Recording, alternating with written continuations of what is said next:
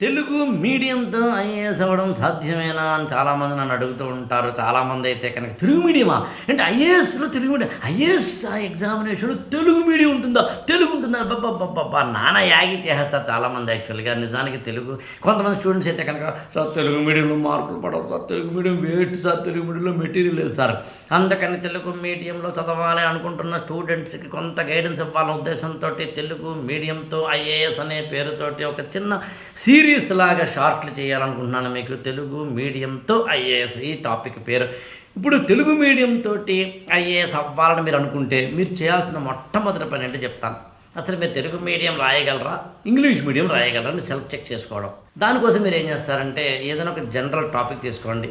మీ అక్కయ్య గారి ఇంటికి వెళ్ళారు, అక్కడ ఏం జరిగిందంటే ఓ రోజు పండగ వచ్చింది. ఆ బోనాల పండగని మీరు ఎలా ఎంజాయ్ చేశారంటే, ఓ రోజు మీరు ఏదో చిన్న వెళ్తుంటే రోడ్డు మీద చిన్న ఏదో ఇన్సిడెంట్ జరిగింది. ఆ ఇన్సిడెంట్ ఏమిటి అంటే, లేదా మీరు ఏదైనా ఒక ఎవరిదో మ్యారేజ్కి వెళ్ళారు మీ ఫ్రెండ్ది. ఆ మ్యారేజ్లో ఎలా ఉందంటే అంటే జనరలైజ్ ఒక టాపిక్ తీసుకుని దాన్ని మీరు ఇంగ్లీష్లో ఒక పేజీ, తెలుగులో ఒక పేజీ రాసే ప్రయత్నం చేయండి. అంటే ఇంగ్లీష్లో ఒక పేజీ లాగా, తెలుగులో ఒక పేజీ లాగా అటు ఇటు రాసే ప్రయత్నం చేయండి. అంటే దాదాపుగా 4 పేరాలు ఒక పేజీకి వస్తాయి. అంటే ఒక 100 పదాలు. సో, ఈ 100 పదాల్లో మీరు ఎవరైనా మీకు తెలిసిన ఫ్యాకల్టీని కానీ, లేకపోతే నాలాంటి ఒక మెంటార్‌ని కానీ పట్టుకొని, సార్ నా తెలుగు మీడియం బెస్టా, ఇంగ్లీష్ మీడియం బెస్టా చెప్పండి అని అడగొచ్చు. నిజానికి వాళ్ళెవరు చెప్పాల్సిన అవసరం కూడా మీకు కూడా కొంత తెలిసిపోతుంది. ఎందుకంటే ఇంగ్లీష్‌లో రాస్తున్నప్పుడు కనుక వేగంగా రాస్తున్నారా, తెలుగులో రాస్తుంటే వేగంగా రాస్తున్నారా, ఇంగ్లీష్‌లో ఎక్కువ స్పెల్లింగ్ మిస్టేక్స్ వచ్చాయా, తెలుగులో ఎక్కువ స్పెల్లింగ్ మిస్టేక్స్ వచ్చాయా, ఇంగ్లీష్ గ్రామరా, తెలుగు గ్రామరా అనే దాన్ని బట్టి మాత్రం మీరు తెలుసుకునే ప్రయత్నం చేయొచ్చు. కానీ విచిత్రం ఏంటంటే మీరు ఏమి అనుకోనంటే దండం పెట్టి చెప్తానండి, ఇవాళ 90% ఆఫ్ ద స్టూడెంట్స్‌కి ఇంగ్లీష్ రాదు. వచ్చుననే భ్రమల్లో మాత్రం బతుకుతారు. నేను రాసిస్తాను. ఇంగ్లీష్ రాదంటే ఆ మాత్రం నేను మాట్లాడుతున్న 90%. ఇవి వింటున్నవాడు నువ్వు హర్ట్ అయిపోక 10% ఉన్నావేమో. నాకు రాదా, నాకు రాదా, నాకు రాదా. నేను నిన్నంటం లేదు.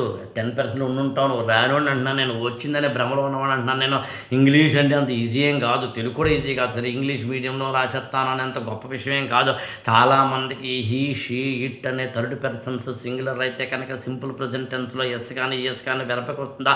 వస్తే ఎందుకు వస్తుంది? ఎక్కడ రాదు, ఏ ఏ వెర్బులకు రావు లాంటి వాటిని కూడా తెలుసుకునే ప్రయత్నం చేయరు. యాక్టివ్ వాయిస్కి ప్యాసివ్ వాయిస్కి తేడా తెలియదు, న్యూయాన్సెస్ తెలియదు, డైరెక్ట్ స్పీచ్ ఇండైరెక్ట్ స్పీచ్ తెలియదు. అమ్మో చాలా తెలియదు మనకి. సరే పక్కన పెడితే అందుకని మీరు ఫస్ట్ చేయాల్సిన పని ఇంగ్లీష్లో తెలుగులో రాయాలనుకుంటే కనుక ఏ మీడియం సెలెక్ట్ చేసుకునే ప్రయత్నం చేయండి. Medium selection is the first step అని గుర్తుంచుకోండి. అలా తెలుసుకున్న తర్వాత నెక్స్ట్ స్టెప్లోకి వెళ్తాం. కాబట్టి నెక్స్ట్ ఎపిసోడ్లో తెలుగు మీడియంతో ఐఏఎస్ అనే సెకండ్ ఎపిసోడ్లో మరిన్ని వివరాలకు వెళ్ళే ప్రయత్నం చేద్దాం. Thank you so much. IAS for all ఛానల్ని సబ్స్క్రైబ్ చేసుకోండి, లైక్ చేయండి, షేర్ చేయండి.